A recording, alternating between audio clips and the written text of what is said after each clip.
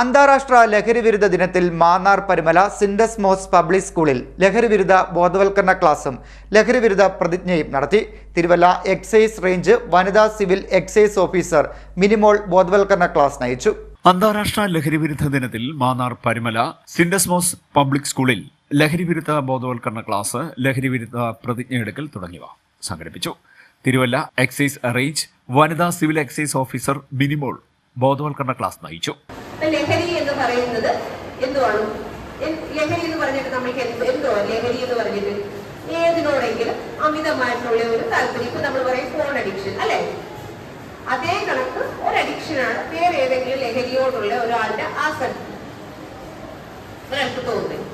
ചില കുട്ടികൾക്ക് വേറൊരു കുട്ടികൾക്ക് ഒന്നിലും ലഹരി കണ്ടെത്താൻ പറ്റുന്നില്ല. കായികമായിട്ടോ അല്ലെങ്കിൽ കലാപരമായിട്ടോ വേറെ ഒന്നിലും പറ്റാത്ത കുട്ടികളാണ് വേറെ ചില ലഹരികൾ തിരക്കി പോകുന്നത്.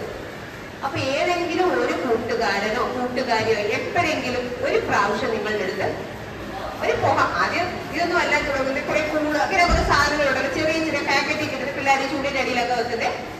അതൊക്കെ കൊണ്ട് ഒരുപാട് ദോഷങ്ങൾ, ക്യാൻസർ ഉണ്ടാവും. ഇതിനകത്ത് കുപ്പിച്ചിലൊക്കെ പൊടിച്ചിട്ടിട്ടാണ് വരുന്നത്. ലഹരിമുക്ത സമൂഹത്തിന്റെ അനിവാര്യതയെക്കുറിച്ച് ക്ലാസിൽ പ്രതിപാദിച്ചു. സ്കൂൾ പ്രിൻസിപ്പൽ ആനി ജോർജ് അധ്യക്ഷയായി. സിനർജി സ്ക്വാഡ് അധ്യാപകരായ ജീന മറിയം ജോർജ്, ലിയ മെറിൻ, രാഖി ആർ നായർ, അഞ്ജു എ രാജൻ, ടിനു തോമസ്, ഹന്ന മറിയം പത്രോസ് എന്നിവർ സംസാരിച്ചു. C D net news, Mannar.